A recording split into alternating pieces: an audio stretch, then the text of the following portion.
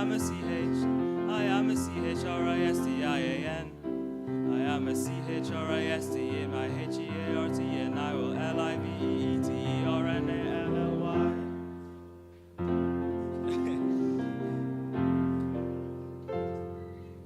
Thank you very much. Drummer, can you open in prayer for this program?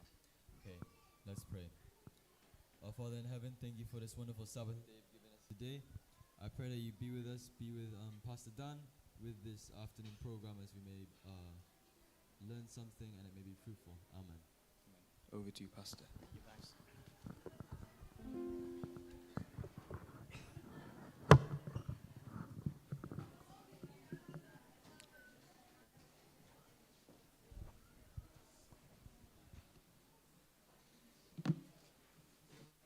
All right.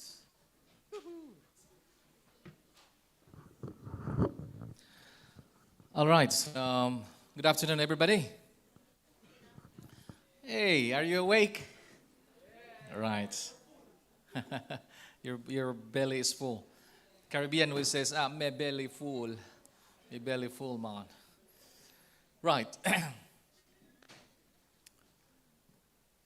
Falling in love is one of the most exciting events in life. You agree with that? All right. Sudden energy is there, and the most boring task becomes very interesting. And if you remember, probably you did not want to wash the dishes when you were, but when you start to feel something for someone, suddenly you wanted to wash the dishes with your eyes on the roof. It's like that, twinkling, your eyes like that. And you whistle a lot, for those who know how to whistle. How many of you know how to whistle here? All right. And so every time you remember your girlfriend's face, you remember the beautiful actress in the soap opera or TV. That's very strange feeling. And you see every conversation, every time you sit close beside each other, every look takes a monumental significance. Everything is so good, so perfect. And feeling is so exhilarating that some people close their eyes like that. So anything that might spoil the fantasy. And none would really want to be intentionally, looking at whatever is wrong, or if they ever made wrong choices about this. But they're just like have blinders. So the question is, are you in love or just attached?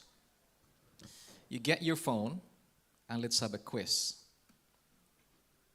So go to your notes or whatever you have that you can scribe on, and we are going to test your knowledge whether you know if you truly are in love or not. Okay. By the way, how many of you really think that you know if you're in love or not? How many of you here have the knowledge? Okay. You know that you're in love or not. 1, 2, 3, 4. From among the youth, that you know which is whether it is love or not. You're sure about it. You're sure about it. Maybe 2. Okay. You have you can scribe on something on your phone. Okay. Just put number 1. I'll read a statement, and your answer is either T or F, true or false. Is that okay? No trolls, just T or F, true or false.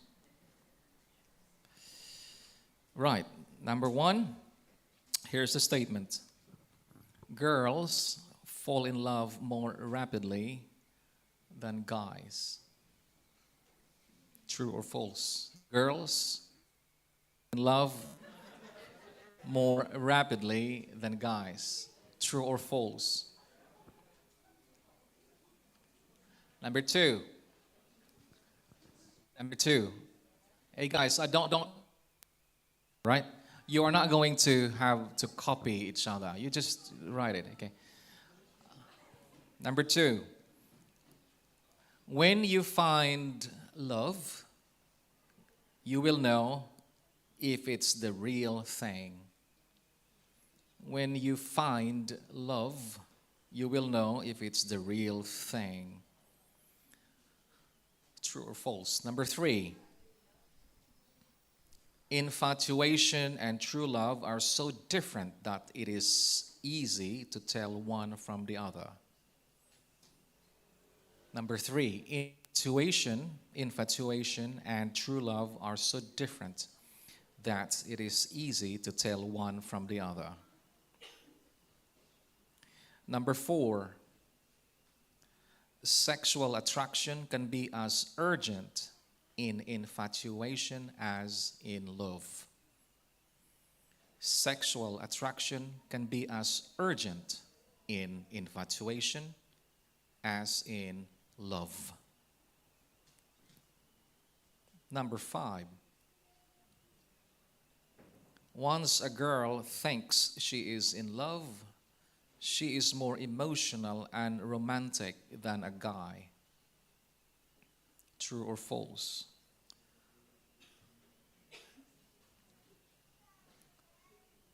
Okay, we go to number 6 now.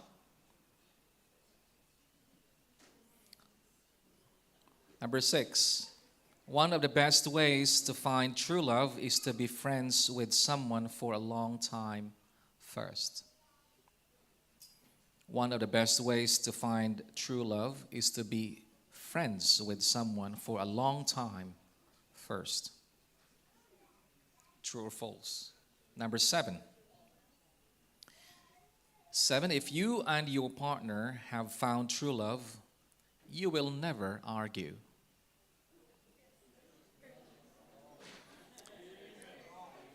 If you and your partner have found true love, you will never argue. Number 8. Number 8, it is possible to be in love with more than one person at a time. It is possible to be in love with more than one person at a time.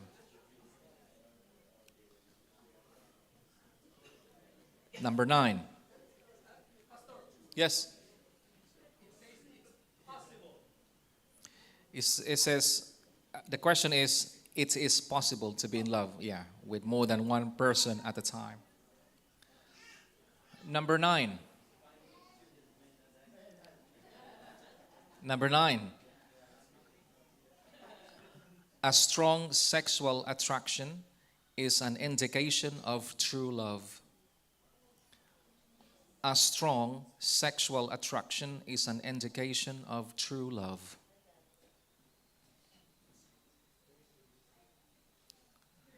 Number 10. Having the approval of family and friends for your marriage is one of the most important factors in determining future happiness.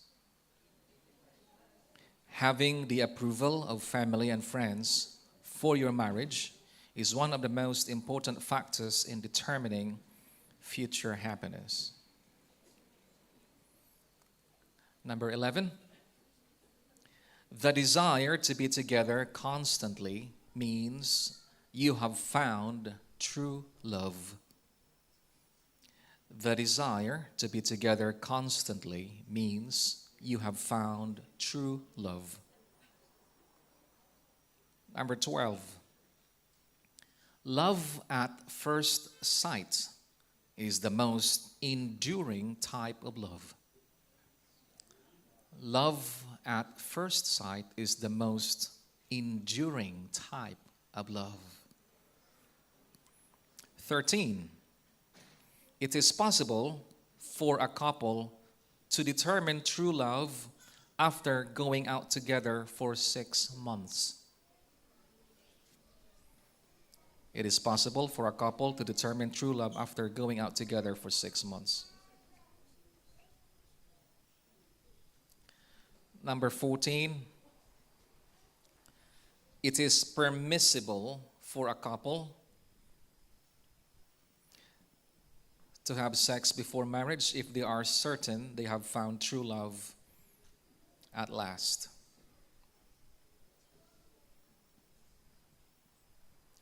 It is permissible for a couple to be intimate before marriage if they are certain they have found true love at last.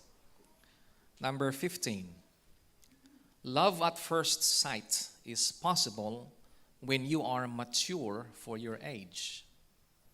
Love at first sight is possible when you are mature for your age.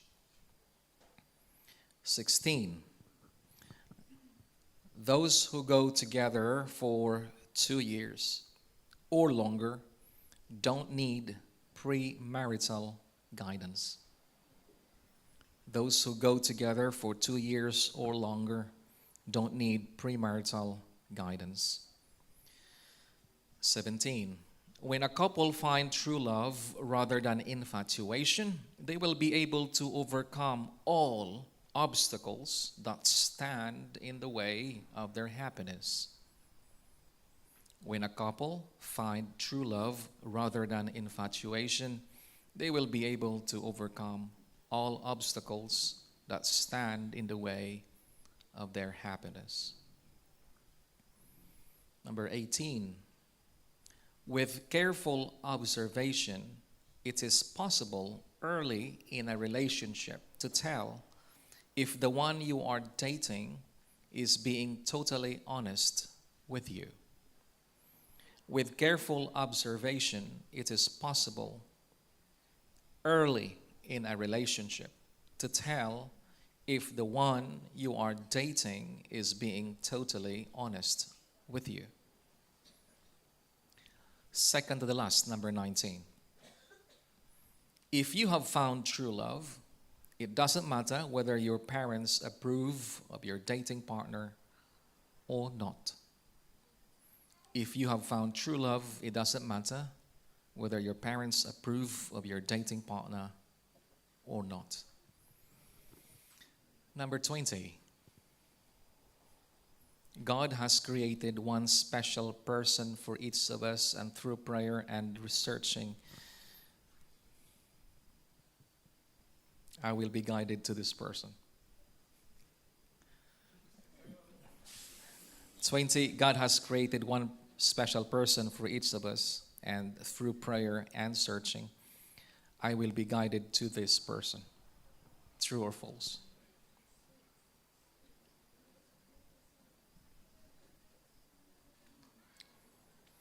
All right, let's get the answers.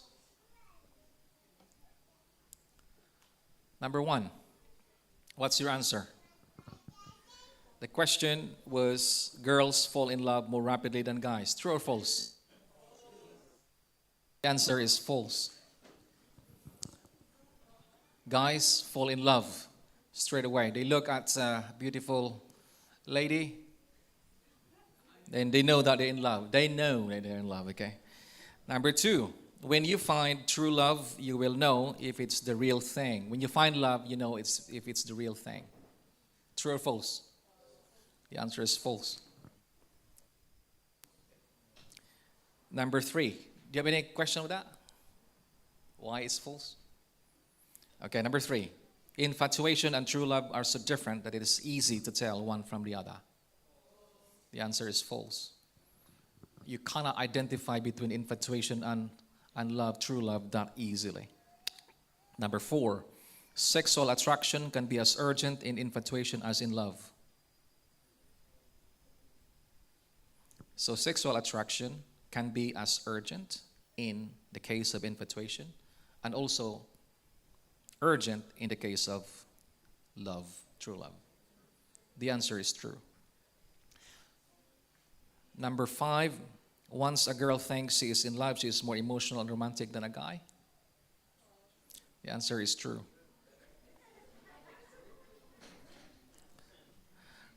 Number 6, one of the best ways to find true love is to be friends with someone for a long time first.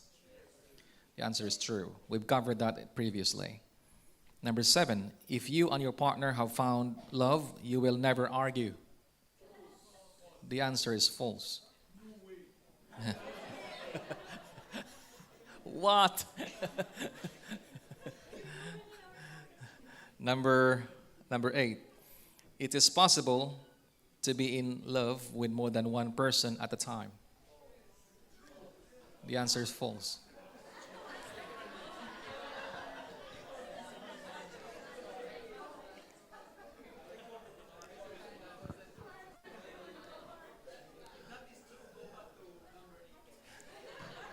It's false. You cannot.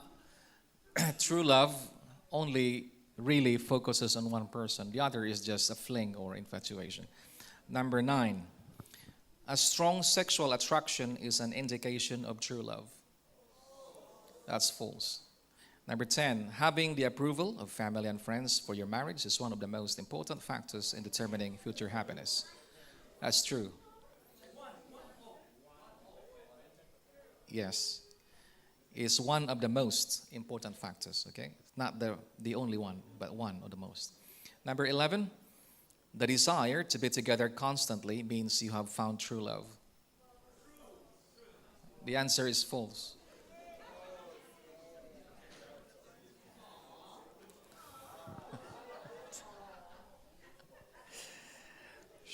Number 12, love at first sight is the most enduring or lasting type of love. False. 13, it is possible for a couple to determine true love after going out together for 6 months. It is possible? The answer is false. Because behavior can be faked. Somebody can just simply, don't reveal everything about themselves. Huh? So the statement is simply saying that it is not guaranteed that 6 months that you will find, or you will. It is possible. It is possible. So we can give you that there because of the word possible. Okay. Number 14, it is permissible for a couple to have sex or to be intimate before marriage if they are certain that they have found true love at last. That can be true in the standard of the society, but from the Christian perspective, it is false. Number 15, love at first sight is possible when you are mature for your age. The answer is false. Eh? Love at first sight is possible. There is no such thing as love at first sight at all, period. No matter how old you are. So it could be like at first sight or very much like at first sight, but no, it's not love. It's an attraction. Number 16, those who go together for 2 years or longer don't need premarital guidance. False. 17, when a couple find true love rather than infatuation, they will be able to overcome all obstacles that stand in the way of their happiness. The answer is false.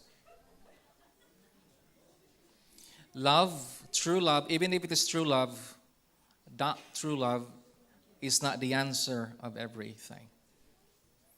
Number 18, with careful observation, it is possible early in a relationship to tell if the one you are dating is being totally honest with you. Careful observation early in the stage. Yeah? It says early in a relationship. The answer is false. Because it's early. The word early there.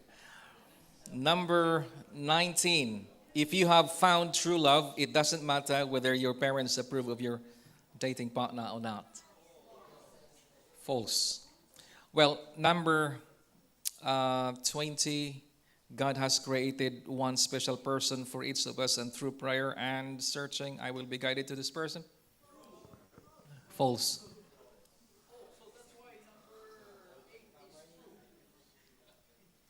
Okay. Why?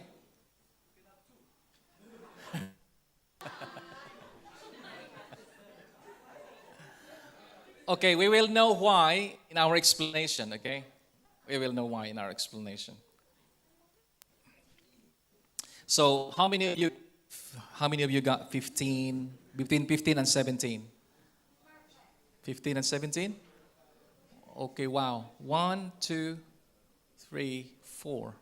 That's fantastic. You do well, but could do a little help. How about 13 and below? 13 and below. You need definite help in understanding true love, yeah.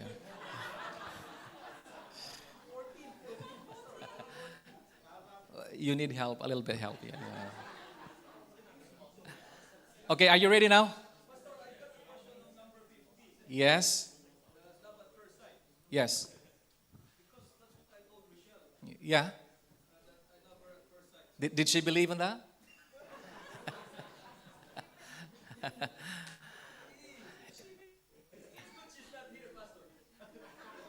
And she believes in me.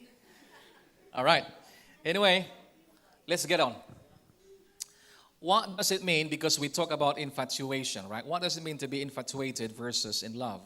And the first answer that is here is that if you are being infatuated only, you are idealizing the perfection.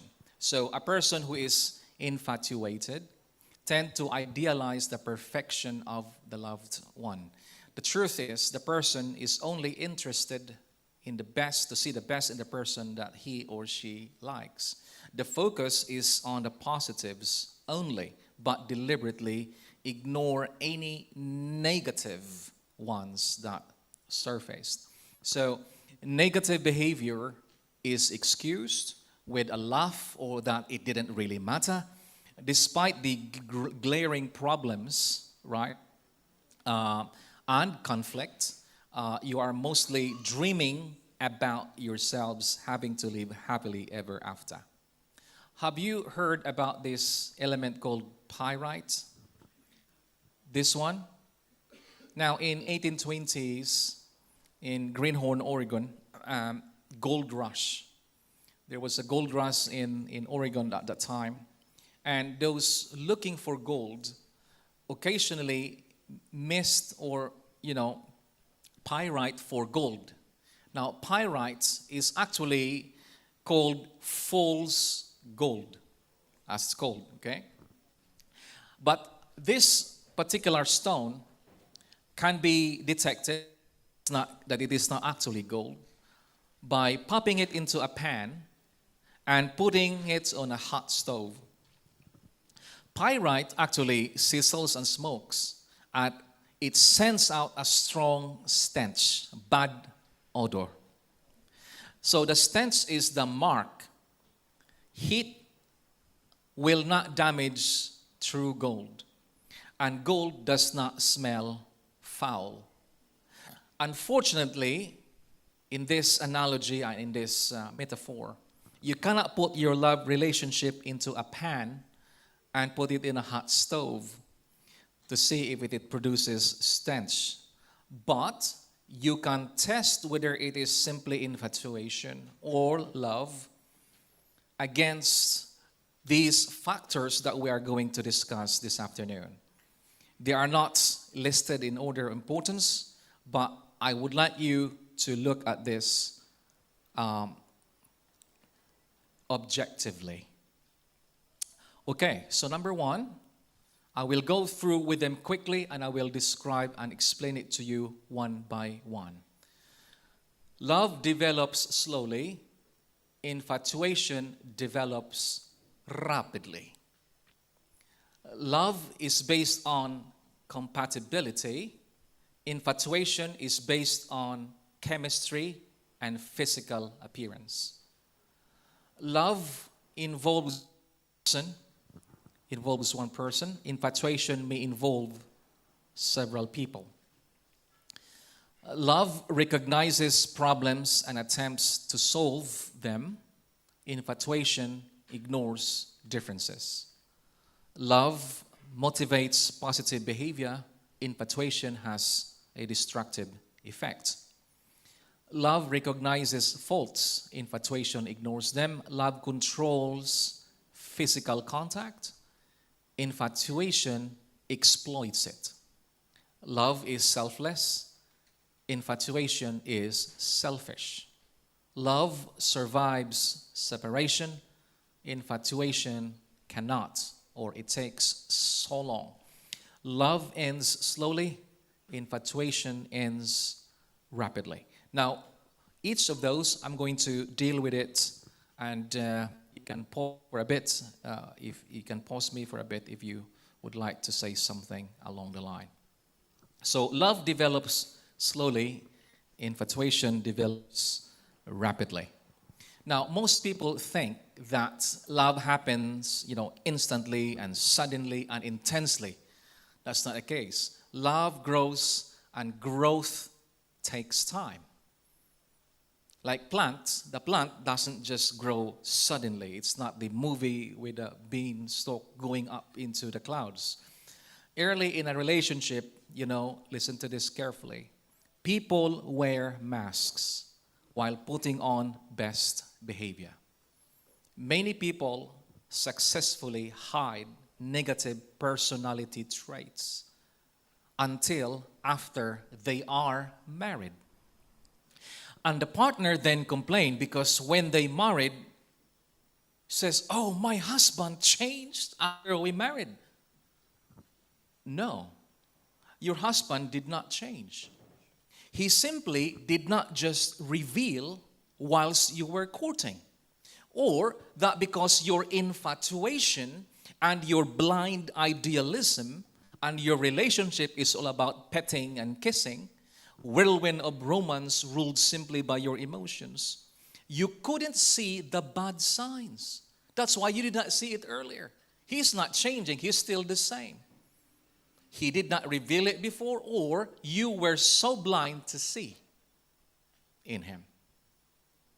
There is nothing magical in the wedding to make you a better person the next day when you say I do's. So who you are yesterday before the wedding remain the same today at the wedding and the day after. And if there is any improvement in any of you couple, it is a deliberate effort to become better, and it is an intentional work to become positively different than yesterday. Is that clear to us? Okay. No objections. All right. Now we go to the next. Love is based on compatibility. Infatuation is based on chemistry and physical appearance. Now, if you are a guy and you meet a new girl and you're very interested and you're very attracted, instantly a good feeling rush all over your body as it kind of electrifies you. And you think you felt the chemistry between yourself and that girl. Please hold on. Because you cannot allow the so-called chemistry to dictate you towards what you are going to do next. Because simply, relying on chemistry is actually foolish and it's dangerous. This is because chemistry is based mostly on physical or sexual attraction. Of course, let me say this. There needs to be some spark in true love as well. Doesn't mean that true love and infatuation, they are so different. No, they are similar. And true love as well needs some spark.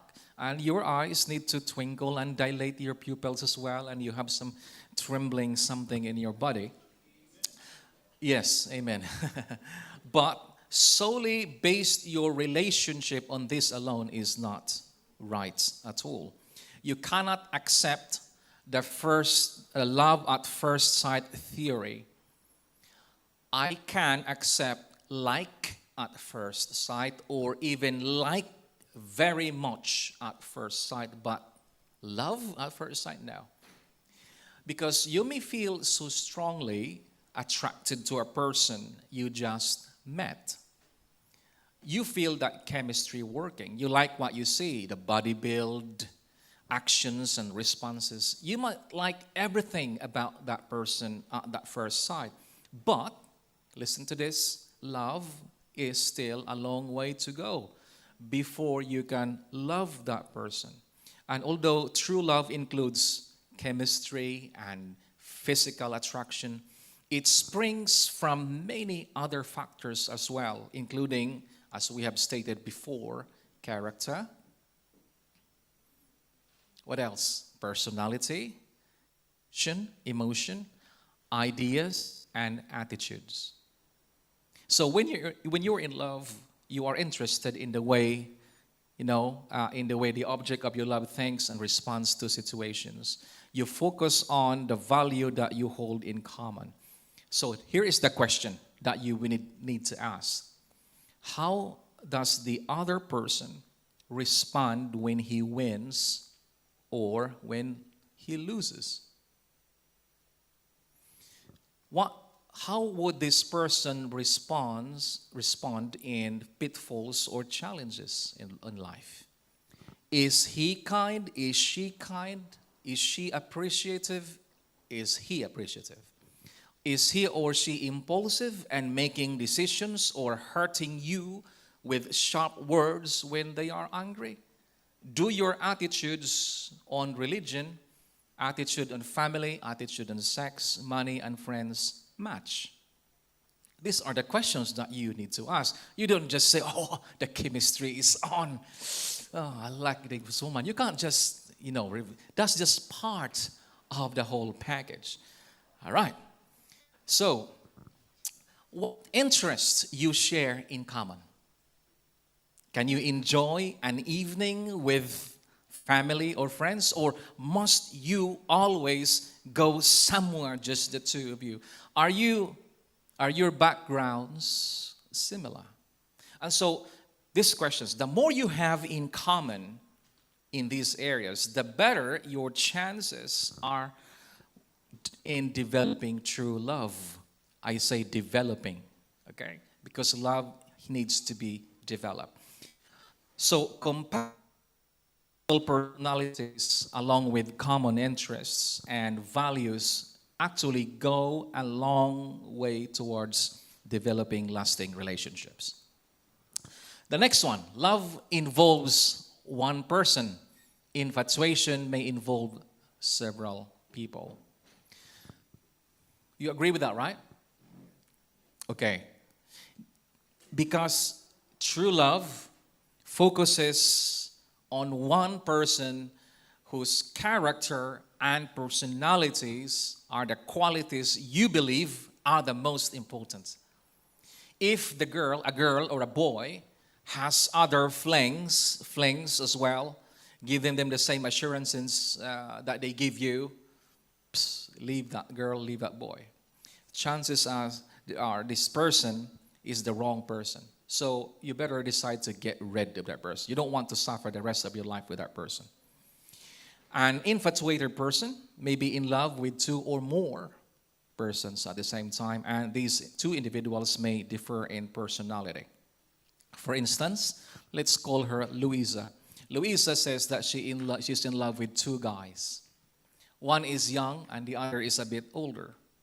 And she says it is impossible for her to choose between them because she truly loves both of them, the younger and the older. So one is mature, stable, responsible, whereas the other is irresponsible, fun-loving, and carefree. And most likely, Louisa is in love with neither one. Chances are it is her adolescent responses that draw her to that carefree, fun-loving young person. But her maturing emotions tell her that the qualities of this older guy hold more importance. So in her mind then, she combines these two qualities. And she thinks that she has fallen in love with both of these men. Well, I'm sorry, Louisa, but I have to tell you, just please focus on one person in whose character and personality can be found, and the qualities that you believe are the most important. You no longer have to combine people to form an ideal here.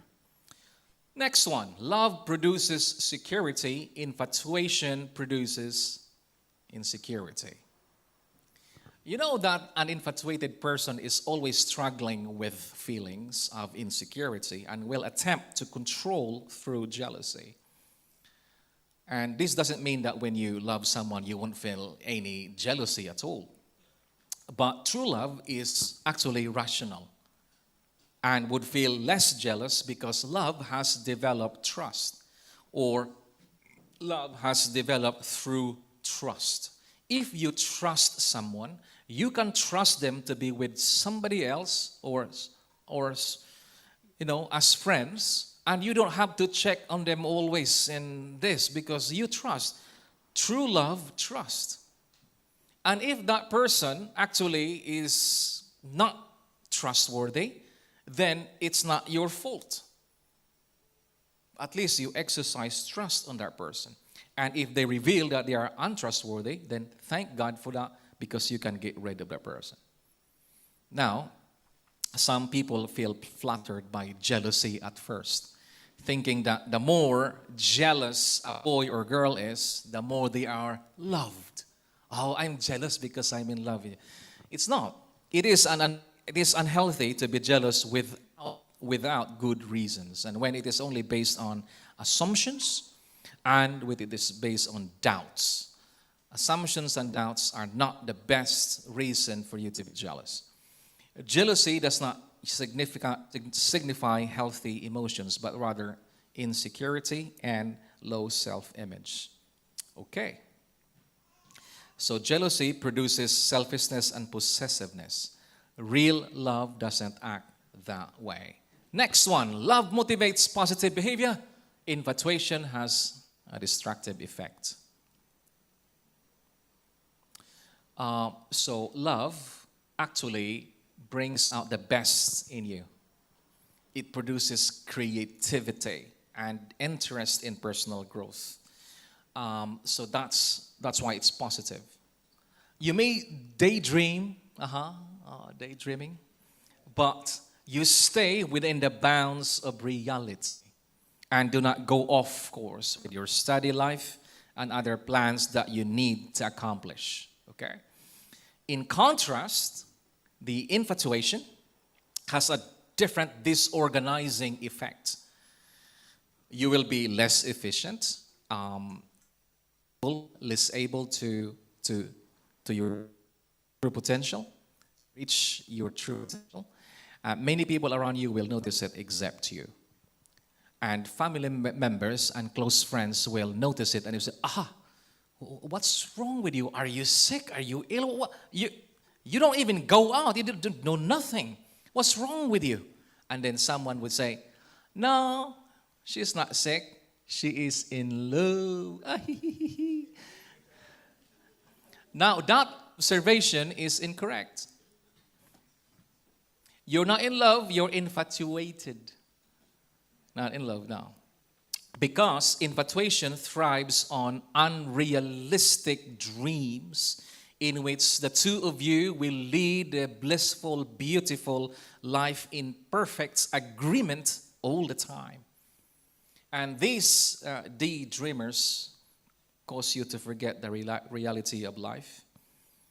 School, you forget your work, forget your study, responsibilities, and how to spend money. Oh dear.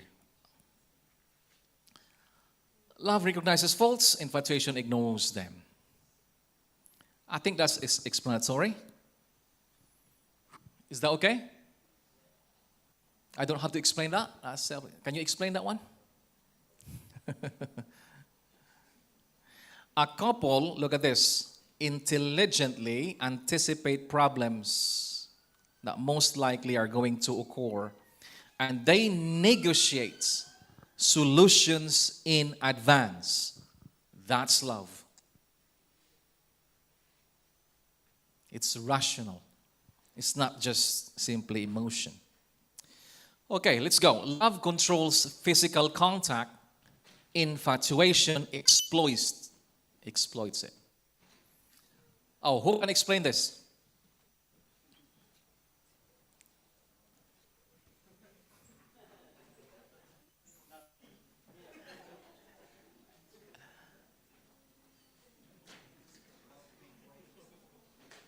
Sorry?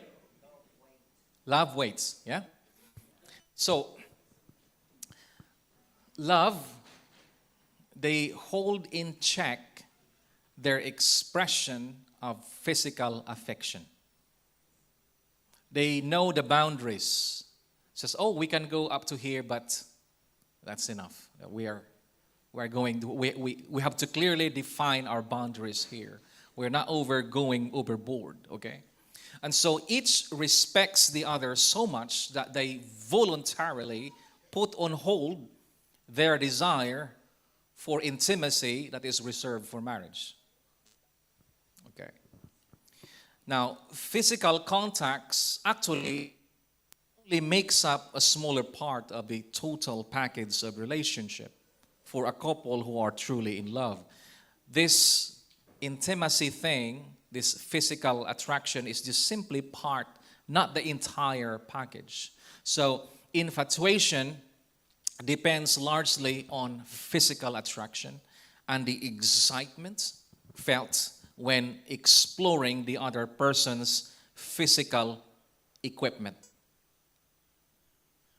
It's more on exploring the other person's physical equipment. And that is simply infatuation. And a couple who has found true love and are growing in love tends to really hold it, and they know their boundaries.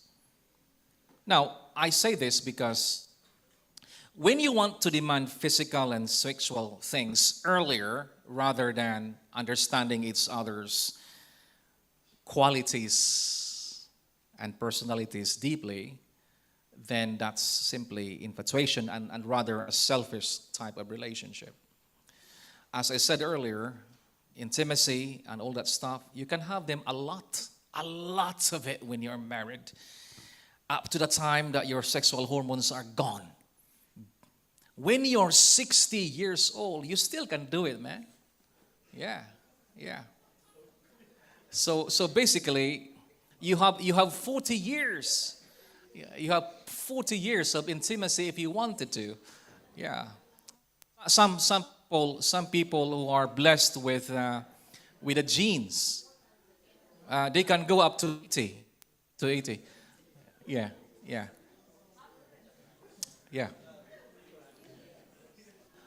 So what's the rush? Why rushing when you can have it a lot every day until you run out of hormones?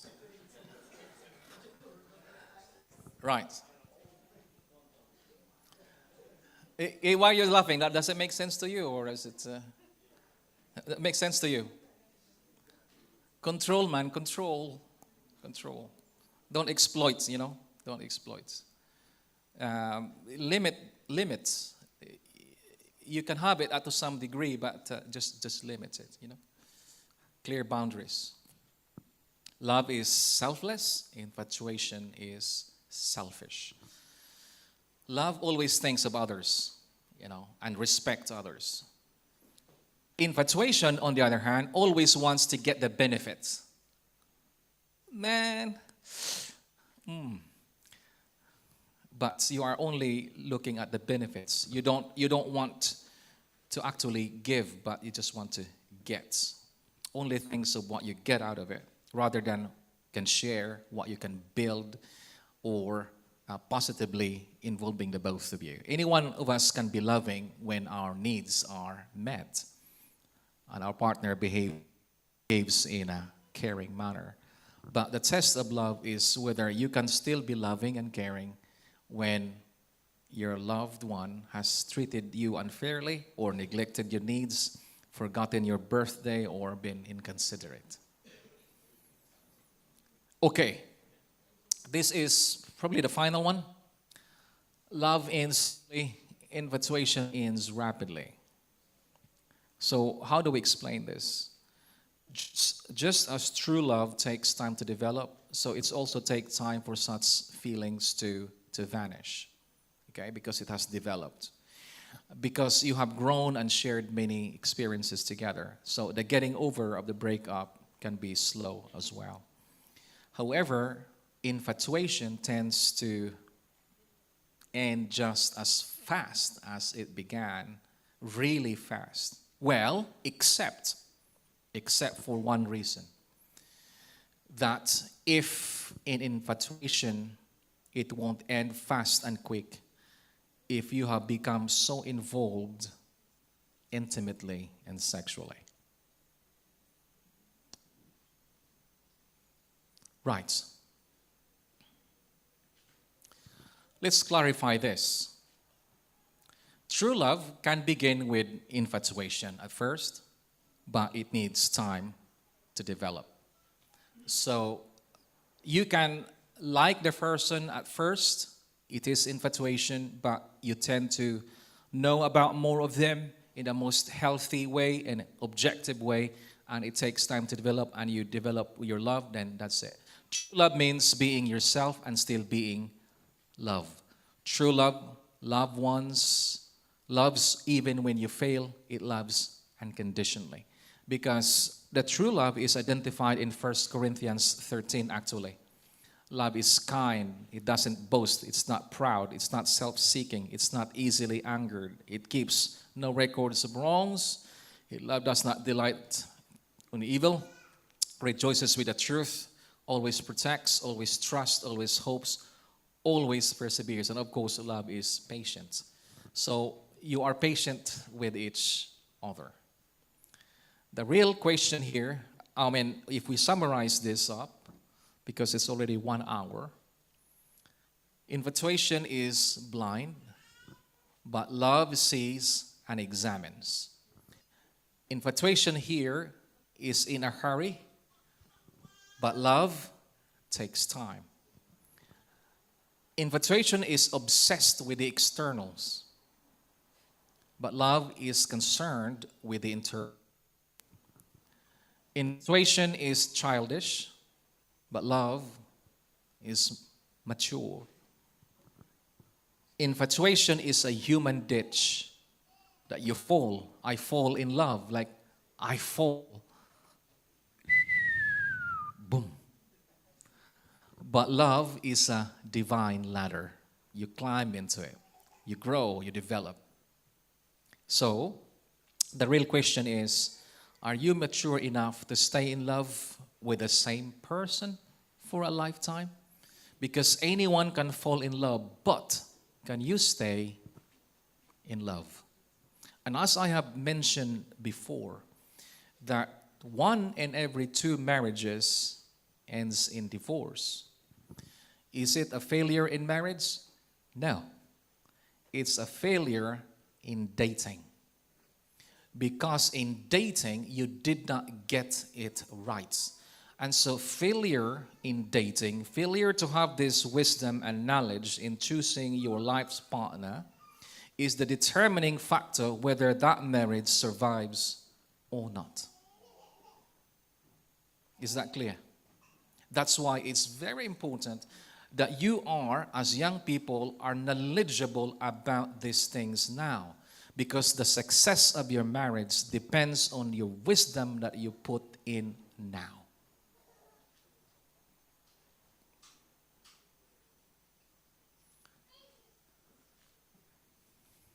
Any violent reaction or question there? Yes, not so violent.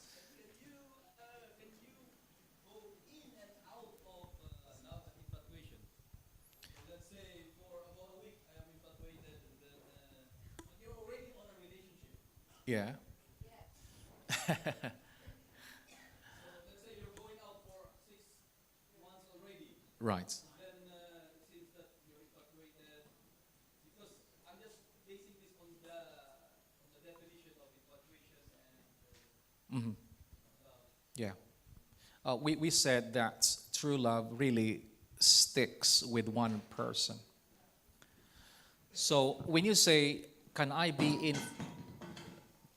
be interested with that person for some period of time and I'm no longer interested with that person again, but then again it comes back and this and that. That is part of the dating. So you are not sure yet at the time whether you truly of whether you truly love that person. And by the way, that is still the stage of dating, that the stage where you are trying to know yourself and trying to know the other person. So when you are dating, you don't commit. You don't commit and you don't overcommit. You don't make a lot of promises when you are dating. Promise that you cannot keep. Because how can you make a promise when you are not sure about your feeling or about that person just yet? Because as we said, long observation is very, very important. And when you observe a person, you need to ask those important questions, these objective questions. That's the reason why you have to go beyond just the appearance and the attraction. You have to look after the inner feelings, or the inner qualities of the person that you are dating. And so we encourage that when you date, you don't just physically intimate straight away, because how can you be objective with that? Your emotions cover the objectivity under your rationality. Instead of you knowing each other with conversation about maybe philosophy or whatever you would like to, you are just simply ruled by your feelings, and the kissing and the pitting straight away goes undone. So how can you know the person? It is just a whirlwind of emotional romance. Yeah.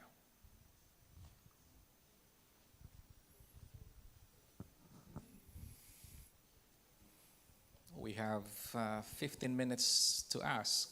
Otherwise, I go straight into the other subject. Yes, one here. And then the back. Seb. Earlier you said that you should be friends before you go into dating. You should be? You should be friends before you go into Yes. dating. Yeah. And then you also said that when you've been dating for a short period of time, you won't know them fully, or they might have a mask. But surely if you were friends, then like you would see the full self, like themselves for who they are.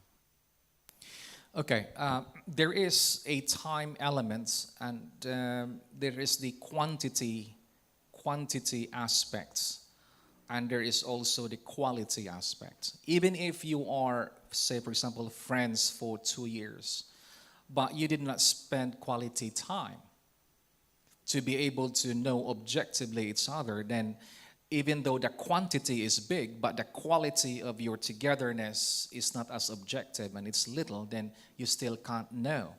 On the other hand, if you spend maybe lesser, maybe let's say 1 year, but you are very objective to each other in knowing each other, trying to learn from each other, and trying to reveal, who you are, and you're very objective, it's possible that you will get the answer as to who this real person is in that 1 year than in the 2 years without the quality time and without the objective of truly trying to know the person in and out.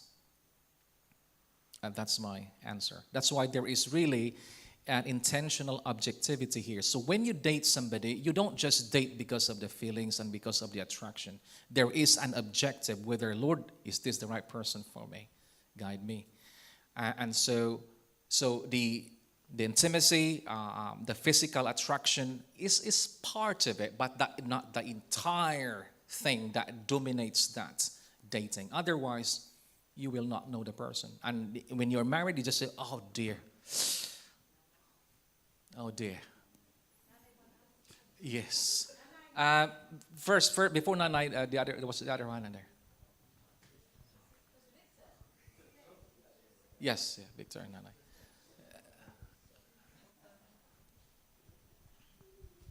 Thank you. Mine is a comment.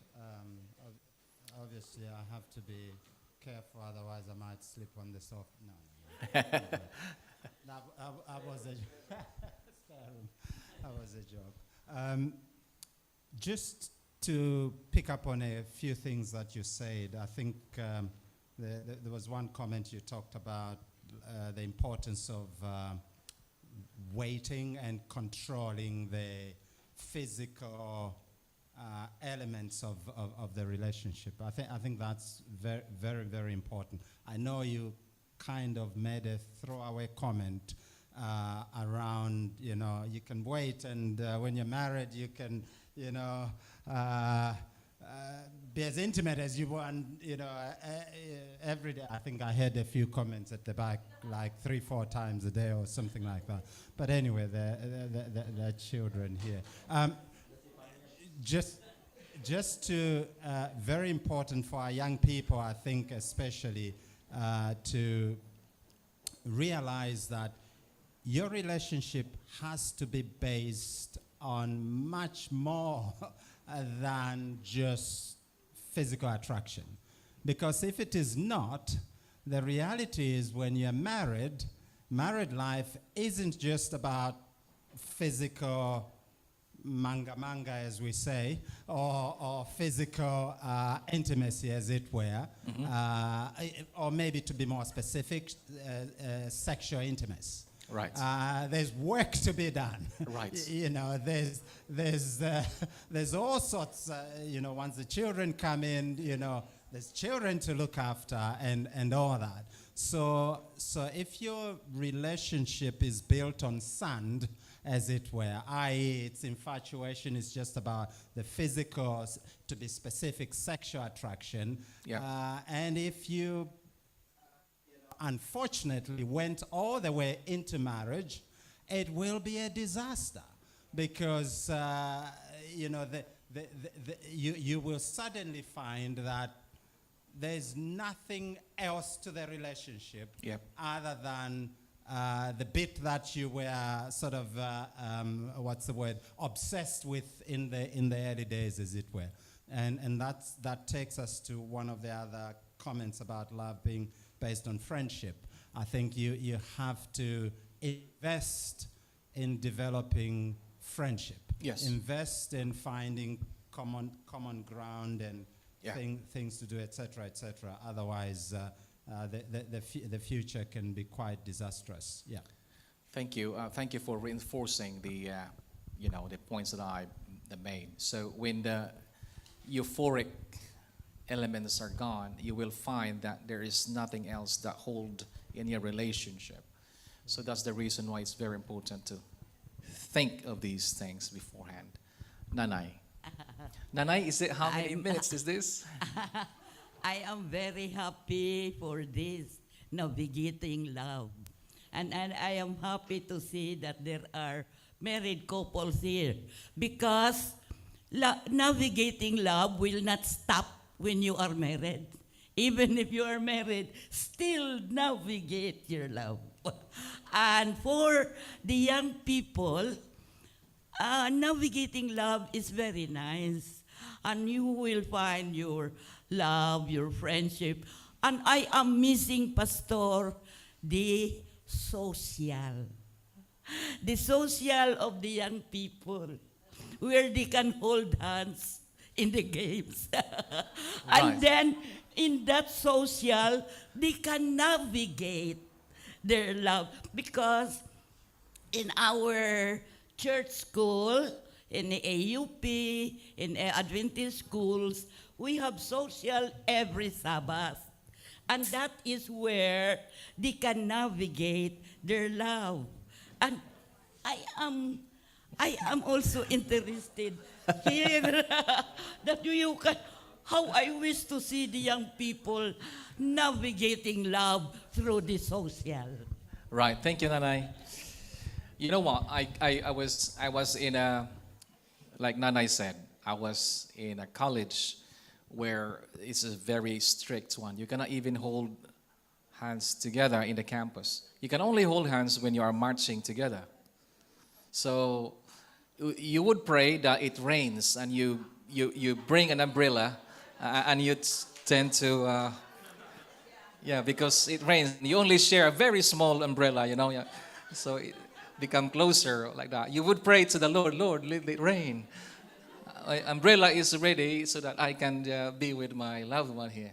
Because there are student guards that looked with big eyes. And then they will report you and they'll demerit you. And they can send you home. That's how it is. Now, that kind of environment is very limiting. And it's very restrictive and all of that. When parents too are too restrictive and we are too restrictive trying to control, the tendency is that people would rebel and would just simply escape and do a wild thing outside of that kind of environment. What the better way is to educate us of what's best. And you make your own decision because we trust you that you can make your own wise and mature decision about what's best for you. And that's the reason why we do it here, because we don't want you to learn just from school or from someone else or from outside. We want the home or the church to be able to teach you what's best, and that we are our conscience clear to say, we have tried our best to really warn you in advance. Yes. Can you not percentage it like 5% physical and then 95% knowing the person? Or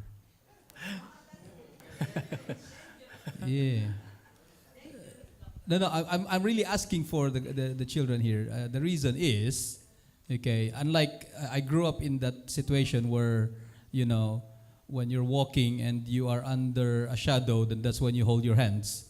Try to hold your hands, and then when you're out of the shadow, then you release because the guards will catch you. But then, my question is there a limit to? Because I think grow the children now. Yes. It's gonna be part of their. Yeah, I know where you're Because coming from. we'll be very hypocritical if we say. Yeah. I mean, the Bible really talks about fornication, which is clearly saying no intercourse before marriage. I mean, that's biblical. Adultery is doing it outside marriage, and that's what the Bible says. But as long as you don't do that, how far is how far? That's really my question. God can reach us where we are, whether you are doing it already, you are fornicating or whatever. It's not the end of the world for God. God can save anybody from wherever they are at, and He really goes down to their level to that. So I'm presenting here without the tone of judgment upon anyone. I'm just raising the standard, and we're saying that this is the standard. But if you know the standard and you know where you are, you can try to crawl towards the standard. That means that from now on, probably you may think of how best I can do it in such a way that I am closer to the standard that God expects for me. So God reaches us where we are. I'm not trying to really condemn anybody, because here we are in a society that is a permissive society. Everything is allowed as long as there is a consent between two individuals in the right age, 18. So they can do so, and that's the influence that the society gives us, and that's the standard and the norm of the world. But we are called to be different. We are Christians. We are called to be the followers of Jesus. And Jesus raises really a high moral standard. And I cannot preach below that. It would be against my conscience to simply declare that it is right to do so. So therefore, I'm going to raise the banner here of what God really expects. If you are here, then you can say, okay, Lord, help me how to get out of this situation where I am, and help me to crawl over to the standard that you expect. God reaches us where we are.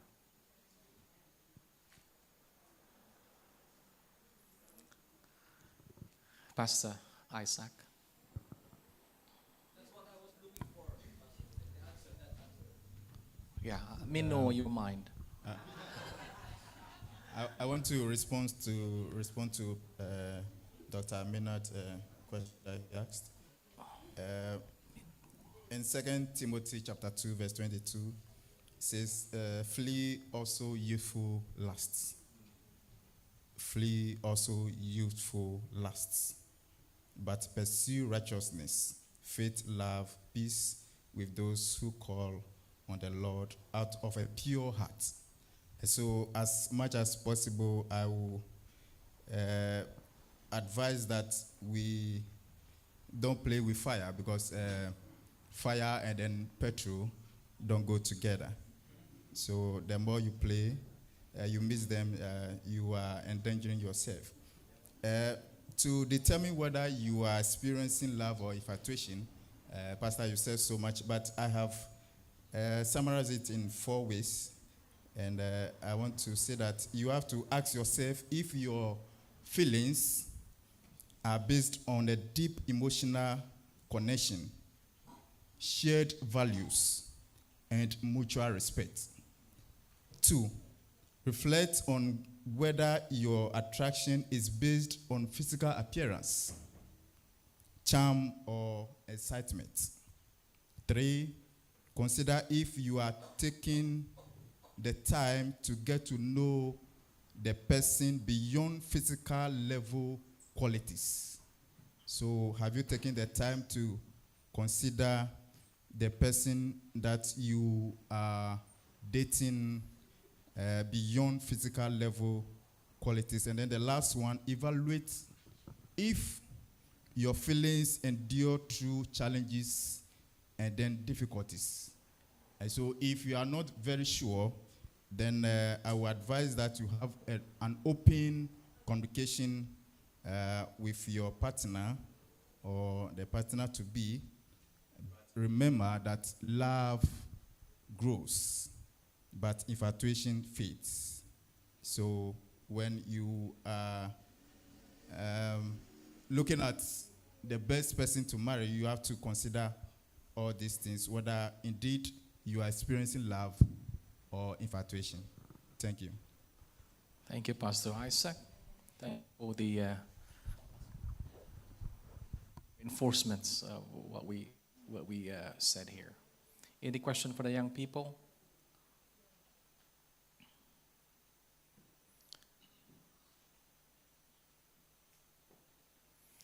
Shall I go on to another topic then? If we have exhausted that one.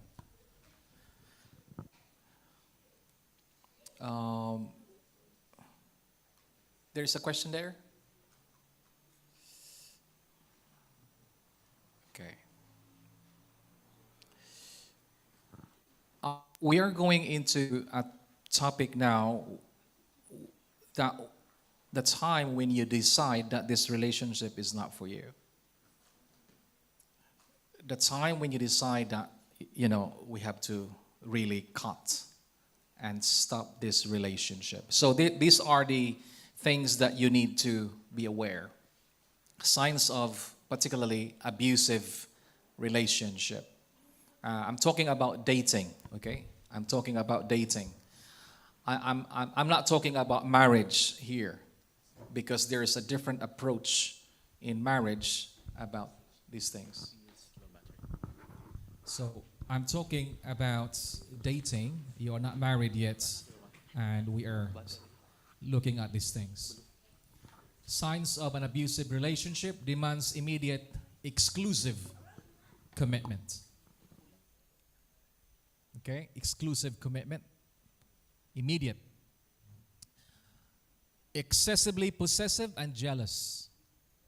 Controlling behavior, isolates you from family and friends, and blames others for problems and mistakes. You get this verbal abuse, shoves you, kicks you, punches you, or slaps you.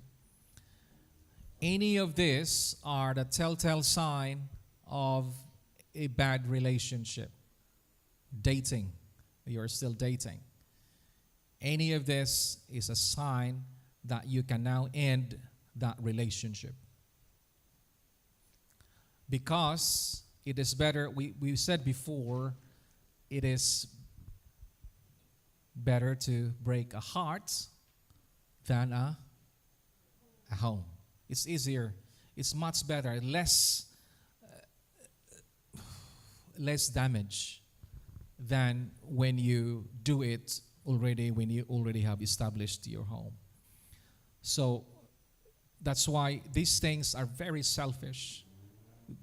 Stay away from selfish people.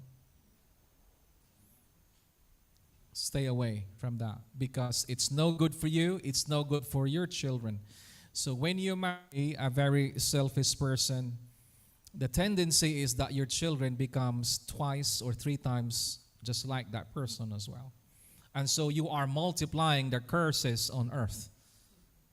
So better stay away from that person. It's very important that you need to be so wise, okay? So now, how to break up.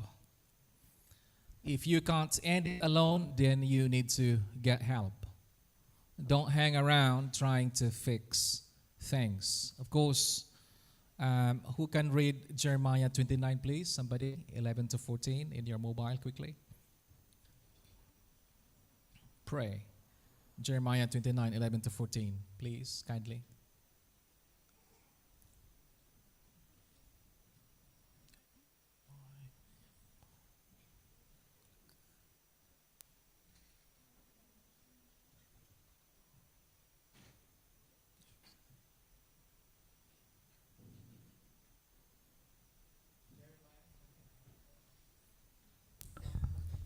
Jeremiah 29:11 to 14.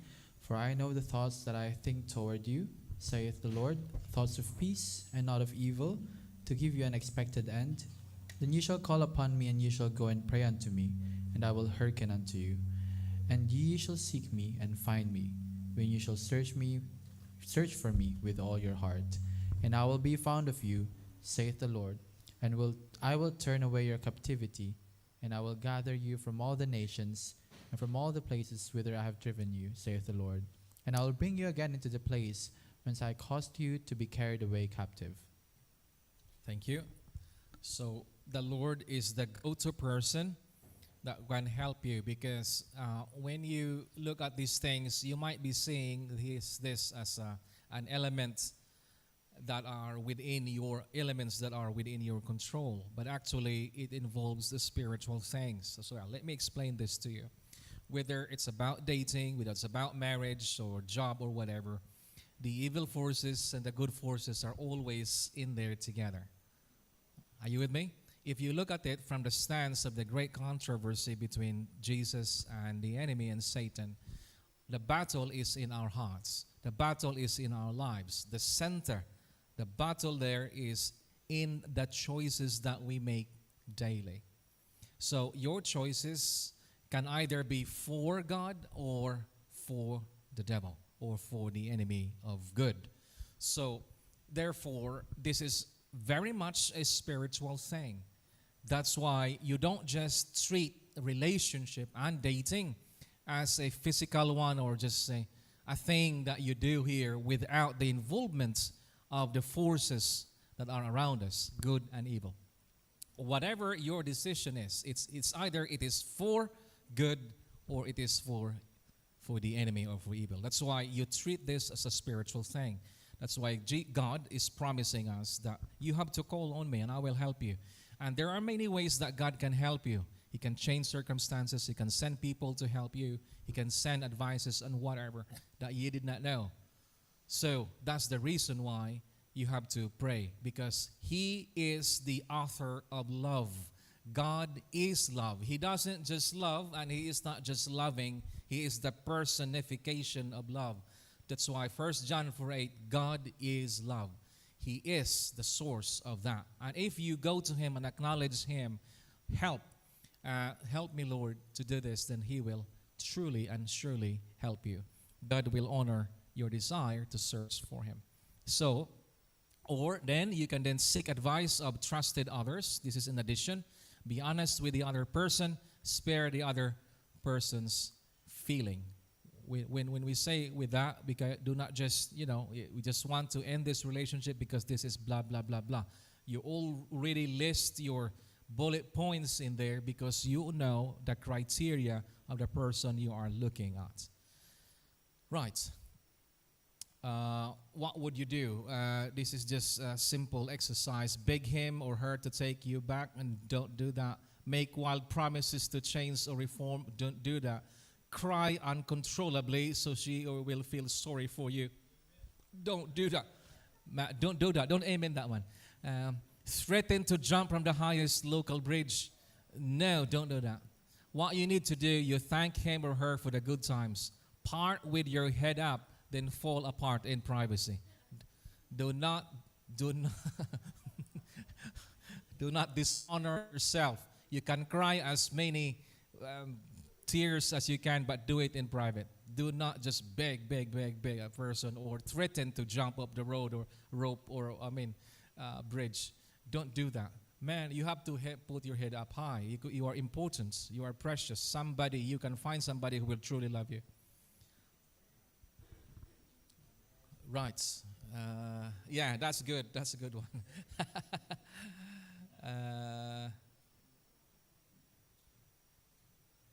Right. Any question?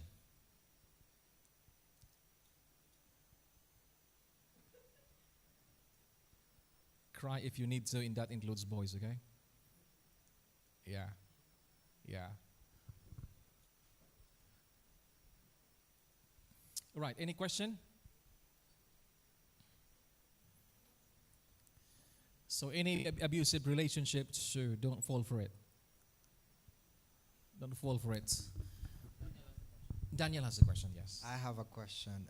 You mentioned that before entering into dating, you had to be friend or become friends. Yes. Right? So when you are friends, you let the other person know and you're intentional that you will get into dating later on, or you just keep it as a pure friendship, so the other person won't put the mask and he will tell you and fetch you what you want to hear.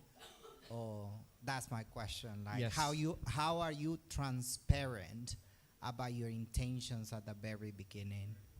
Thank you for that question, Daniel. Thank I you. think we've covered that before, but I'm going to look back at the stages of dating. We covered the stages of dating. Yeah, that's all right. It's all right. We said that there are different stages. So we said there is a casual friendship. You don't rush with that one. And then there is a casual dating, and there is a steady dating.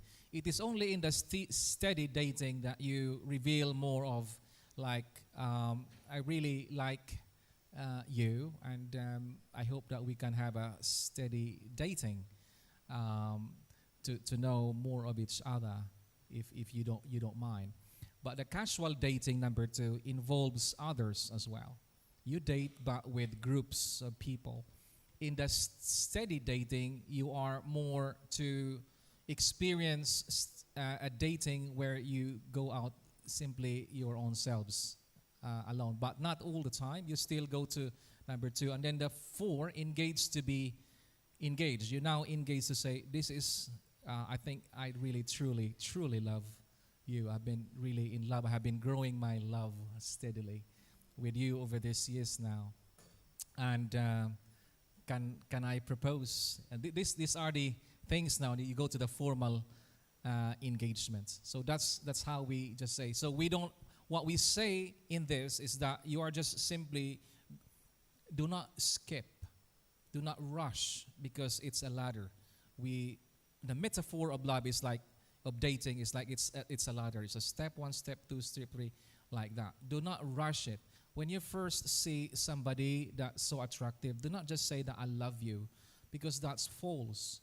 You don't know truly if you truly love them just yet, because we say that love grows. Okay, so if you are so young and you don't know about these things, this is the first time that we say this to you, then yeah, you're forgiven. You're forgiven. Yeah, but that's how we say it. Because through that friendship, we want that love to grow, and the observation and the objectivity that you want it.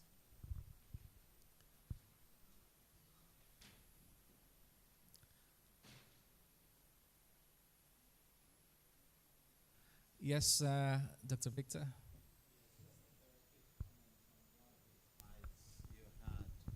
It's a very quick comment to reinforce something on one of the slides you had. It was about, abusive relationships. Now, I am often very horrified to see young people, not married, in just sort of basic relationships, whether dating, whatever stage of dating they are, and yet the amount of red flags that they tolerate and skip over, which signify an abusive relationship. It's just like, what are you doing there? Why are you there? Don't you realize that the longer you stay in this relationship, the more controlling this person is going to be?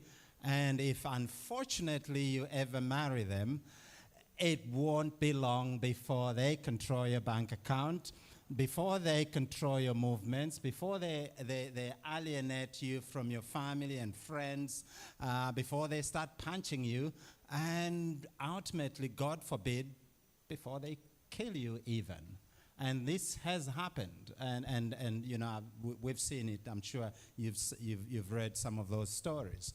And I personally know somebody whose sister got killed by an abusive husband.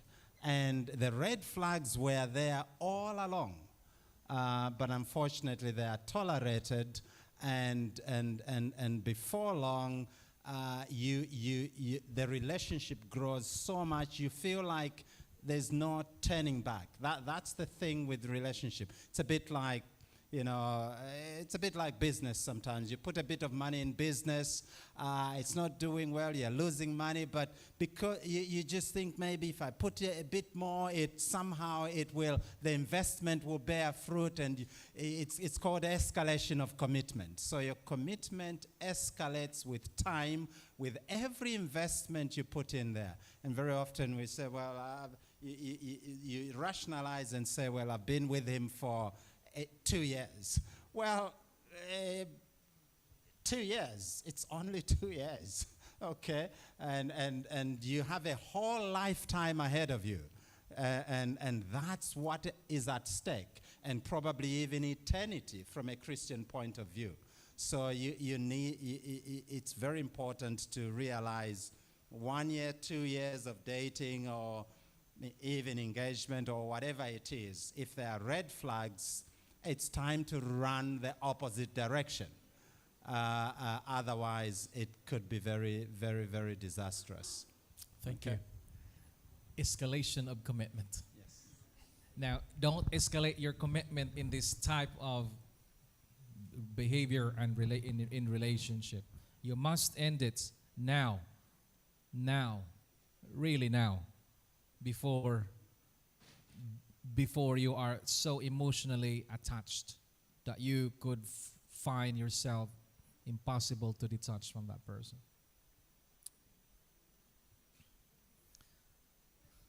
A question here. Yes, a question. Hi, yes, please. Let's start with the young person. Yeah, so this is not related to me or my situation. I'm asking for a friend. I know that, yes. I know. No, yeah, we know. Yeah. Okay, yeah. No, but truly. So let's say that you're in a relationship and your love has grown over time. You feel really in love with this person and you married them, okay? But then after time, like years pass within your marriage and you fall out of love with that person. Is that something that's possible, to fall out of love with someone that you thought was your true love, or not? It is not just the points where they fall out of love. The important thing is, what are the reasons why you came up to that point? I would be very interested to know what are the stages and how they get to that point. So I cannot answer really that question unless I know what are the things that happen. So I can simply surmise are the things that happen as to why they fall out of love. Right, so love is supposed to be an intentional watering and fertilizing. It's like a plant. If you go on a holiday without some instrument to water continually dripping onto your plant, that plant will die, especially if it is an indoor plant. Are you with me? So if you go on a holiday of your marriage, so to speak, or of your relationship, it's a holiday, that means that you have not watered or fertilized that particular thing. And therefore, it can die. And so one of the reasons why they fall out of love is because there is no intentional care that is done to it. So during the courting stage, you always bring cards and flowers and a texts every day in Messenger, WhatsApp, or whatever that you are doing right now, are hundreds of it every week. That when you get to marry, there is nothing of that. Why? What's happening? Because you were not intentional in continuing the courtship. So it doesn't stop. Love and courtship does not start. You date continually with your husband or your wife, and you satisfy them and you fulfill their needs, emotionally, sexually, or whatever, in marriage. It has to continue that way. And that's the way you are going not to fall out of love, but to grow in love. Love is intentional.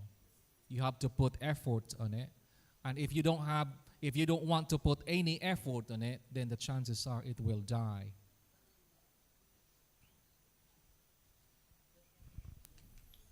I hope that helps, Semina. Not your situation, you but made you made mention, Pastor, of prayer. In all relationship, you still include God, because God knows what is best. Yeah. In my experience, I fall in love with a man. My first love, but we break. He married another one. Then I have my second one. Ooh. And then, when they were already grown up with Maynard, they asked their father, "Tatay, why did you marry Nanay?" And the answer of my husband is, "Because I am a failure in math." And you know, A failure in? my first Math. love is a professor in math. But the father of Maynard is a failure in math. So I told myself, God, you know, I love the man, but he is the best man because he is a math professor, but he is not the right man for me. The right man for me is the father of Maynard, a failure in math.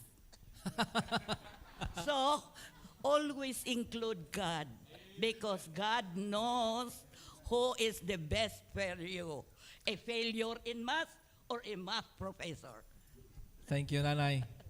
Nanay speaks of wisdom. Eh? Okay, there's a hand up at the back. Sister E.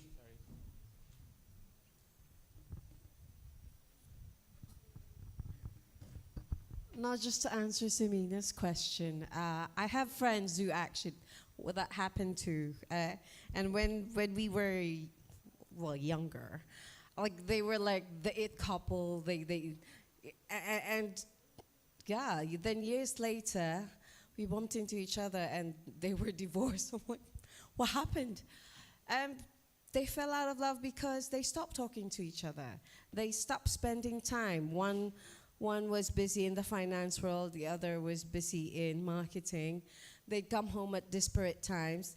She'd come home, she'd de-stress watching K-drama, and he can't talk to her because she's like, I'm watching K-drama. So this went on for years and years until they had nothing to talk about. so you have, it's like a plant. You have to spend time. Even like sometimes children are the biggest killers of marriage. because you stop being husband and wives. You just become father and mother. It's true. I mean, ask them. It's a struggle. You have to keep it alive. You have to have date nights. Especially these two here behind me. So yeah, it does happen, and it happens more often than we wish it did. So.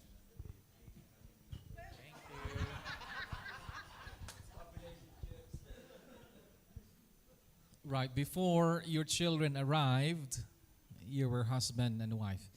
And the oneness, I will repeat this, the oneness that God pronounced on the husband and wife is the same word that Moses really used in the oneness of God. The word is ikad, which is a multiple complexity of one. So in the being of God, He is ikad, He is one, although we say Father, Son, and Holy Spirit, they are one. And that word that Moses used to describe the oneness of God is the same exact word that he uses for husband and wife.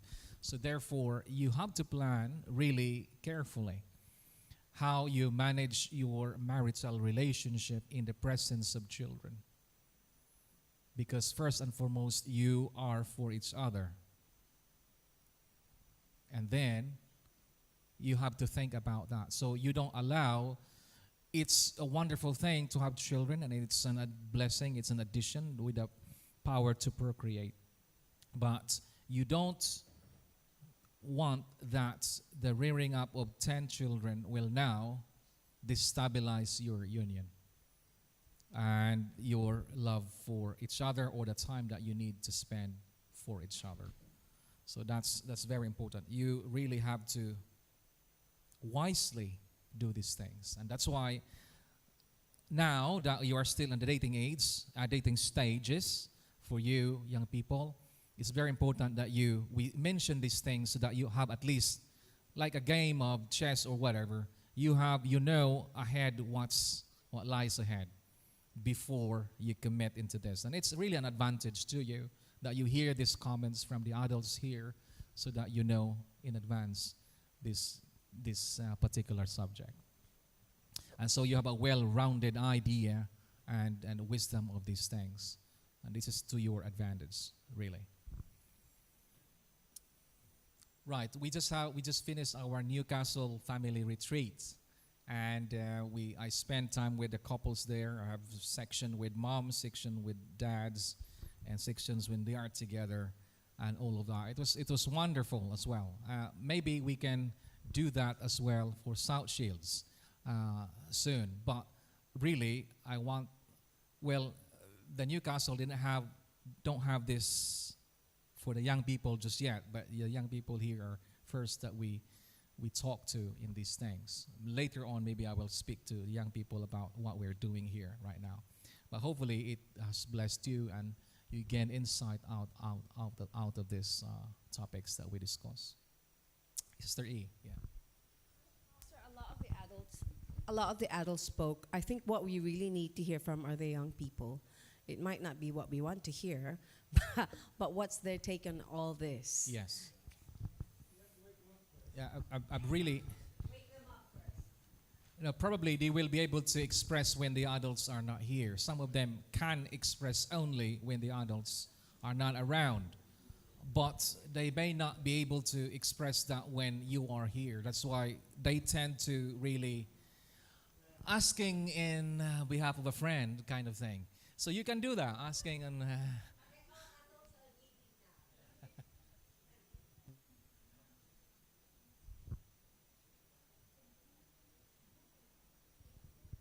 Would you like the adults to go? You ask questions?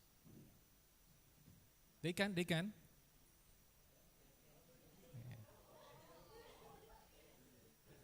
Yeah.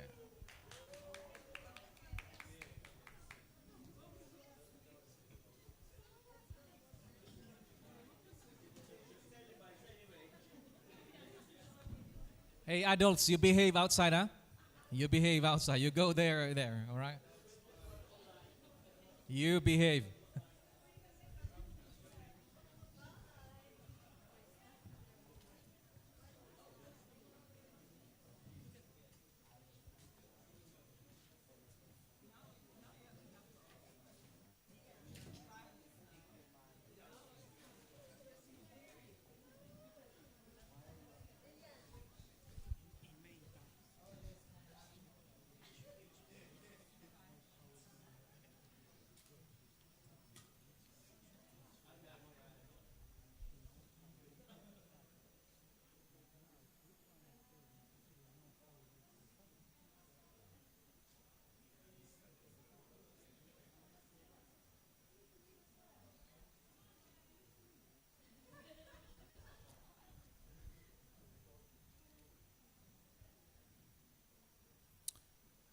Okay.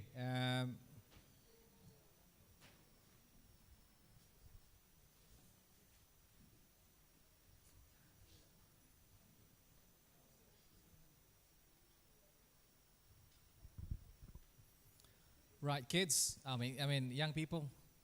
Um, any question that you would like to ask, please?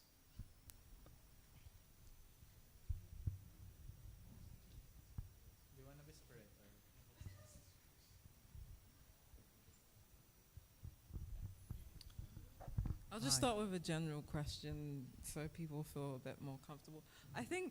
I guess, with a lot of relationships I've seen online, like there are couples who can be a little bit, not controlling, but like they'll be checking each other's phones and stuff like that.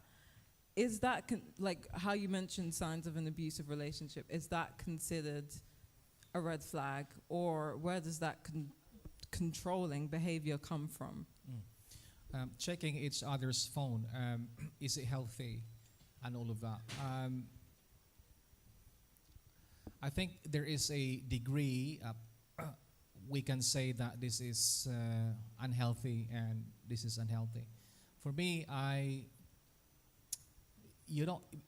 love trusts, and love is also very open and very transparent. That's how it is. So on one side, one is willing to be transparent, and the other side, one is willing to trust as well, and they come together. What is the purpose of checking the phone? Is it because one is doubting? What is the cause for that doubt? Are there signs as to why this person or the spouse would doubt? Are there actions that are very suspicious? And so, but if you constantly check, that is unhealthy, because you have committed each other and you promise each other truly that you love each other and no one else. And so if you are on that particular scenario and environment of love and trust, then there is no need for a constant check. There is no need for so much check and all of that, because you have built your confidence on that trust that you have for each other. So in that case, when there is constant checking of this, then probably one is not very transparent or dishonest, and there is a reason to suspect that the person is dishonest. And so it might be true, it might not be. So I don't know really the case, but in a case where there's so much checking on its phone, that relationship really is not built on trust or transparency. I hope that helps a little. Yes, Daniel. I have a question. I think it's more of like, how do you navigate when, let's say you like a girl at the church, Yeah. but by all means we're called to respect our parents, and how do you navigate if your parents disapprove of the girl you like at the church? And then outside of the church, you have girls as well, like they are. Yeah. And then you might think like, well, my parents, even at the church, disapprove. So what's the difference? Like, how you navigate that? Yes. The parents' approval is very important. It's one of the most important things. But when it involves spirituality, when it involves church now, I think one of the things that you need to figure out is the truth. So if you are saying you are of a different faith than the person that you are interested in the church. Oh, are you in the same church? Your parents disapproves of it. And then you will determine as to why they disapprove. Because understanding why they disapprove, they might give you an insight which you haven't seen. So, okay, I'm talking to Adventists. You don't just marry just because it is an Adventist. So I'm talking about just because it is an Adventist doesn't mean that you just go straight on that. There are more criteria that you need to factor as well. not just because of the same faith. Being of the same faith is a plus factor already. However, that's not the only one, because there are Adventists or people of the same faith who are not really changed in their behavior inwardly, I mean, their character. So you may be looking at other options as well. So if your parents disapprove, chances are they might see something that you haven't seen. And because you haven't seen it, probably because you are looking at it from a blindfolded kind of attraction. So the observers are objective observers. They see more rationally than the one who fell for that person. Because the one who fell for that person is more on blinded by the feelings. And that person is more emotional rather than rational. So asking them and be open as to why they are a bit negative on this aspect of you liking this girl or that boy might open your mind about what they see that you don't see. All right. Sure.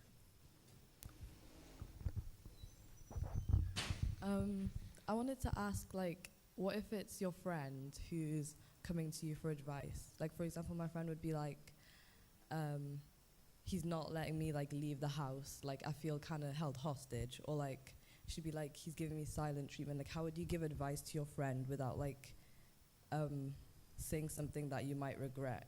Like, in case they they stay in a relationship and then you don't want to be on the wrong side of, like, their partner as well. Like, how would you give advice if they're coming to you for advice about dealing with, like, certain signs of, like, not abuse, but, like, just their partner having red flags? Okay, so a friend of yours may be involved in this kind of situation and they come to you for advice. Yeah. So how are you going to deal with that? Okay, so your advice does not mean that they have, that what you say to them, you are responsible for it. When you give an advice, when you give counsel, it is them who makes the decision and they own that decision. Okay? So, for instance, if I am a counselor, I counsel, and what I say is not the final thing that you have to do. You have to process that, and if you are going to follow that, you don't blame me for your action. That action is yours. You are accountable for that action because you are in the right age to make that decision. So for me, or for you who is giving the advice, you say to this, this is how I see it. And so therefore, these are your options, 1, 2, and these are the advantage, these are the advantage. So you make your own decision. But you say, if it is myself, I would choose this. I'm not choosing this for you. You have to make your own decision about it. So you simply give them the guidance. In that way, you are coaching them to make, you are like a coach. You ask the questions and you give the, possible scenarios in there and outcomes and this and that. And you can apply this, but you say to them, it is your choice to make, not mine. I'm just here as a friend to give you a better perspective on these things. Okay.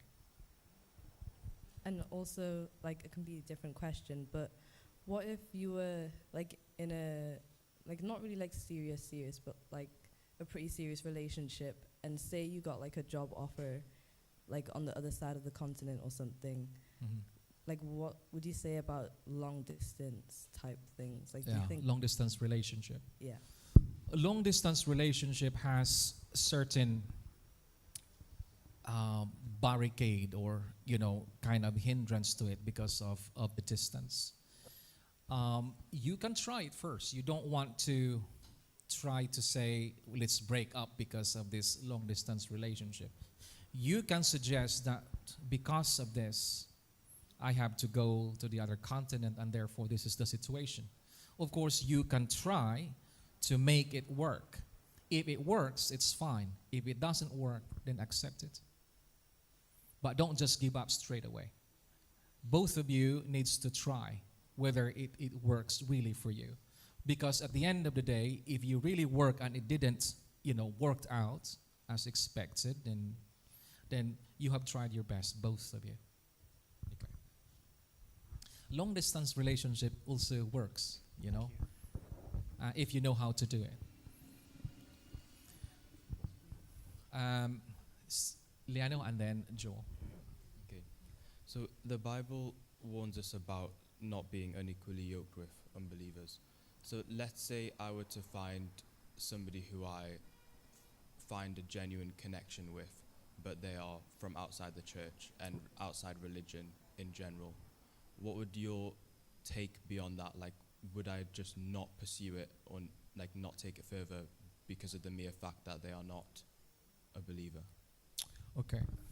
Now, when you pursue a girl, when you pursue a boy that serious, the end result of that is marriage. Are you with me? And in marriage, you build your family. Now, the reason why it says do not be unequally yoked with the unbeliever is because it is not just looking at you, the two of you. It is looking at what kind of family and what kind of home that you are going to build. And so in that home, the tendency is that when the emotions and the euphoria are gone and that you are now facing bills, problems, challenges, children, and all of that, plus the incompatibility of your belief system and your worldviews, it adds to the burden of making that relationship work with all this baggage now in front of you. That's the reason why. And so it is better that if that person is a totally different worldview and totally different perspective, that's a telltale sign that this is not likely for me. It's not fair for you. It's not fair for that person. But in your relationship, they tend to be agreeable with you, and you tend to come together in faith, then there is a tendency that that might work.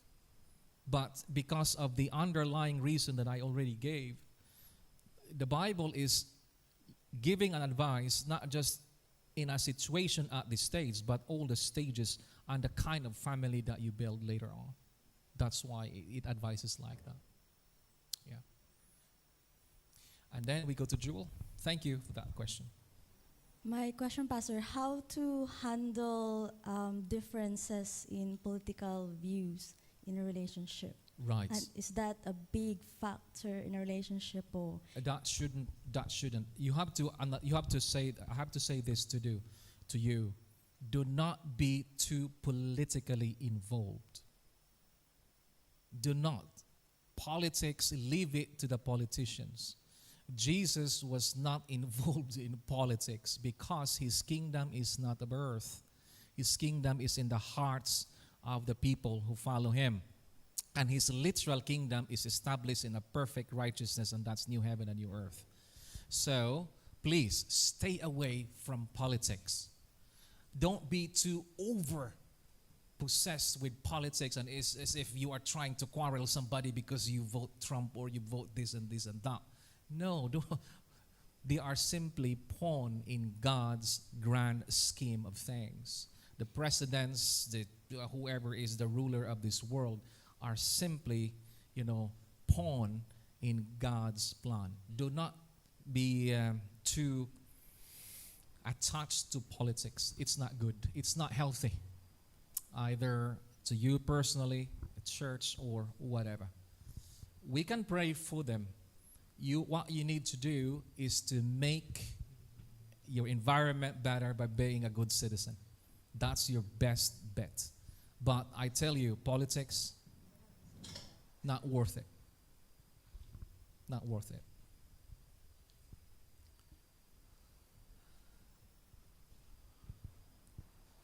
Any other question, please?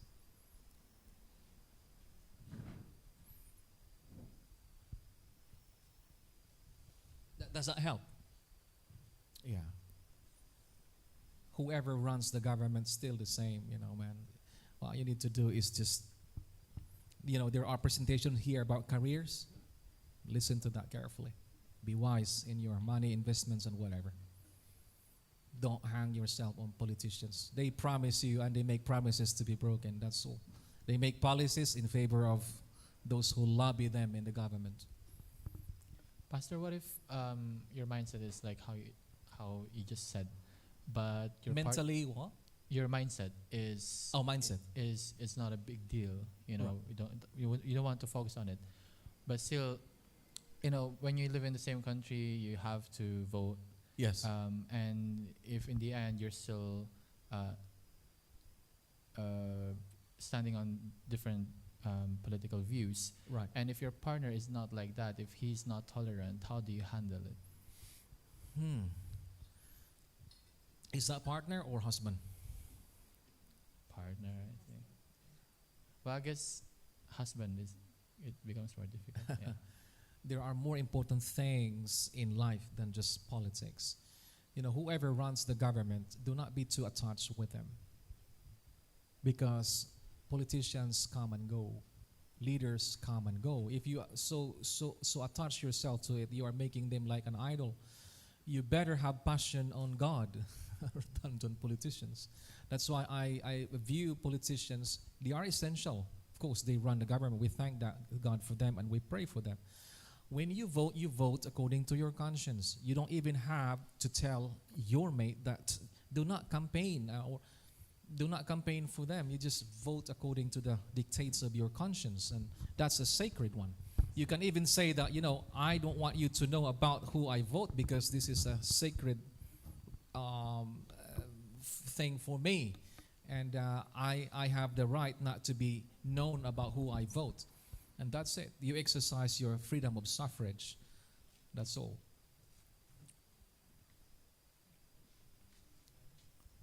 This is more about emotional intelligence. Let's say the girl you like does not have the same emotional intelligence that you have, but you see the potential. You still pursue that because you see the potential, or you just you can do that because love is patient, and so you can exercise being patient until that person become emotionally intelligent. So there's a difference between intelligent quotient and emotional quotient or emotional intelligence. So even if that person has A's and has 9 or 8 grades, they are intelligent, but they are not emotionally intelligent, so to speak, the maturity. You can see the difference in the way they react, the way they deal themselves on the practical things and the things in life. So what you are looking is an emotionally intelligent or emotionally mature person. And so, I don't know, you may be mature and that person is still immature. Is it because of age? Is it because they are inexperienced? So are you patient enough to wait for them? You can pursue that, you can try that, but chances are you are not compatible until such time that person reaches this emotional intelligence. Are you sure you're going to wait for that? Fine. But if you're not so sure, then look for someone else.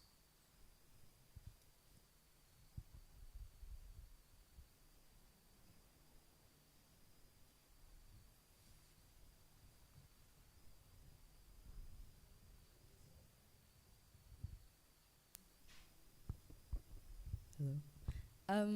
This one's more like, I don't know, I feel like there's not like a right or wrong answer, but online I've seen a lot of discourse about dating like inside or outside of your socio-economic group. So like they talk about, say for example, if you come from like a rich background or like a poor background, or like even your race or just the way you were raised. Like people say that sometimes like 9 out of 10 times it won't work. So like what would you like say about that? Let's start with race. Jesus' grandparents are interracial. Rahab was from Jericho. She was even a harlot. Ruth was a Moabite. She was not an Israeli. Moses' wife was of black skin color, and many others. So when it comes to race, that's not an issue. The only problem is, are you truly loving each other? Okay. And are you able to sacrifice yourselves to go beyond the, whatever hindrances that puts in front of a different race and different background? So it's not a problem. Now, socioeconomic.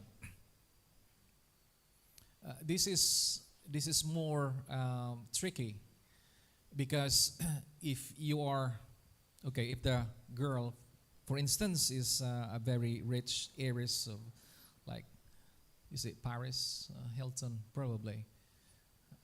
For instance, you are that kind rich. Who are your associates? I mean, who do you associate with? Are you going to go down to the level of another one? So what makes you think that you are in love with this person? Is because truly he is a hunk, and that he now exudes Superman beauty kind of thing? Are you in love with that just because of that? So the thing here is that we still go to the dating stages. It doesn't matter whether you are rich or you are middle class or whether you are poor. There is no shortcut in this dating relationship. You still have to be friends. You still have to know each other. And when you know each other and you can accept each other and you can overcome the hurdles of the hindrances that are in front of you, and you can truly commit and be unselfish towards each other, then you find love. Whatever the social status, as long as that dating stages is followed and is not rushed. And Paris Hilton, a rich woman, isn't just in love, so to speak, to this person, even if whatever background is, because he's just so handsome or whatever, then probably she's just attracted with the physical appearance. That's a check that, But that's why it's very good to really know each other, and you can accept each other, and you can overcome the hurdles that you have, and then you commit to be in love and look after each other in a very selfless way. Then that's love.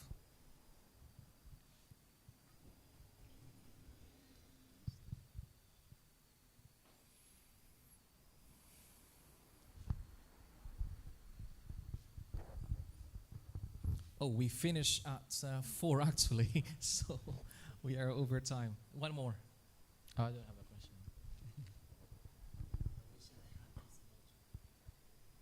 You wish you had this module a long time ago. Well, it's not too late. I still have more, probably 3 or more.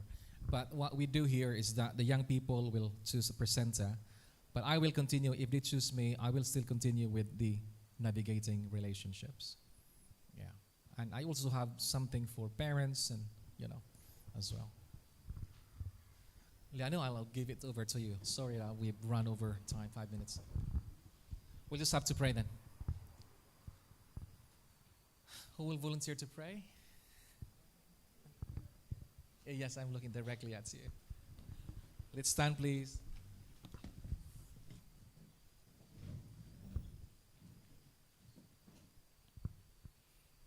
Dear Heavenly Father, we thank you so much for this lovely sunny Sabbath day. We thank you for blessing us and keeping us throughout this day. Lord, we thank you so much for the wisdom we can have from your word and from spiritual mentors, and get guidance from those who are influenced by the Holy Spirit. We thank you for the ability to have such a supportive environment for young people. I pray that you'll help us keep together, keep us unified, and I pray that we'll be able to continue to enjoy the rest of the Sabbath that is left. In Jesus' name, amen. Thank you, everybody. You have a good week, okay?